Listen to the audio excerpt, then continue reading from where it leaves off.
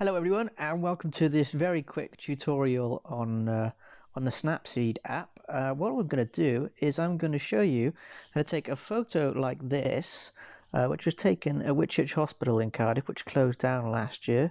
So we've got a nice long hospital corridor with an old wheelchair there, and in about 60 seconds we're going to turn it into this, which is what I call a little bit overcooked, but it's quite a sort of a creepy, dark image anyway, sort of thing you can imagine zombies running through. So there's your before, and there's your after. And what we're going to do is we're going to open up Snapseed, and this is a great app. It's free on the Apple Store and the Google Play Store, and you can't really go wrong with it. There's nothing complicated about this app. The first thing, you have to click this plus to open your video.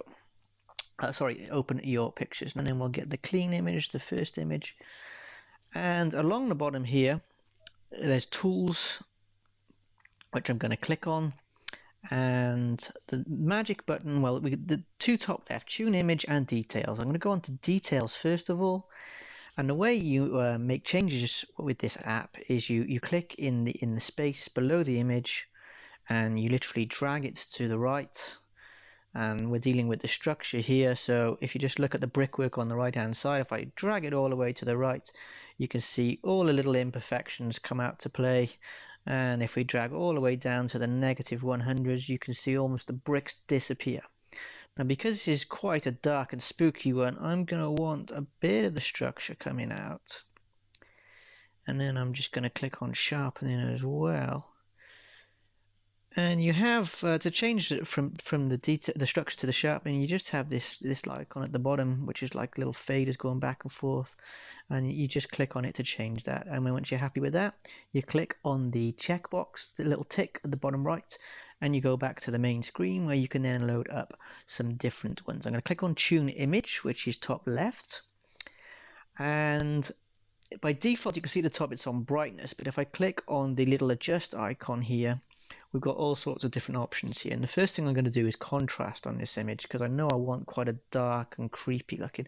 So I'm just going to increase the contrast to maybe 60. There we go, 59.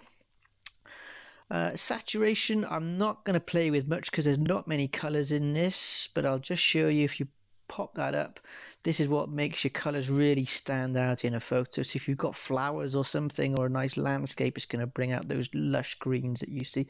But I don't really want too much saturation on this image. What I'm going to do is click on shadows, because I know I want to decrease the shadows here, because it's going to be quite a dark image. And the ambience as well might... yeah, if I increase that, we bring out all the grime on the floor. And I think with the brightness, now usually on a brightness I'll increase the brightness, but on this particular one I think I'm just going to drop it just a little bit. Click the tick at the bottom right corner, and I'm not quite finished. What I'm going to do is just bottom left, click on the vignette, and this just adds a sort of like a black tunnel effect. And the reason it does this, if I just bring it all the way down, you can see it gives you that black border. And what this does is it when you're viewing a photo, it brings the focus of the photo into the center of the photo. So you wouldn't really use this on a landscape, because a landscape is showing you the whole horizon, but something like this I would want it, but not too much. Probably just going to leave it there.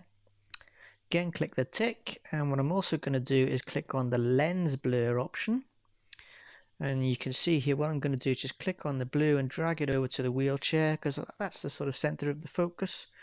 And just using two fingers to pinch around the wheelchair. Again, just moving it in. And now when you click in the space and drag it, you get the blur strength. So it's on plus 30, and if we go up to plus 100, you can see that's way too much. So I'm going to bring it down to about 60.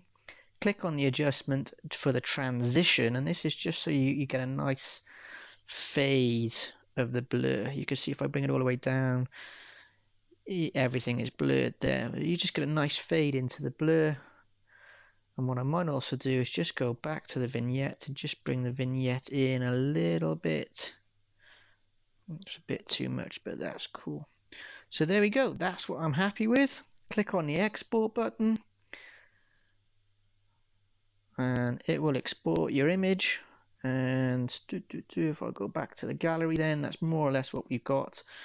And then there's the before and the after, and it's as easy as that.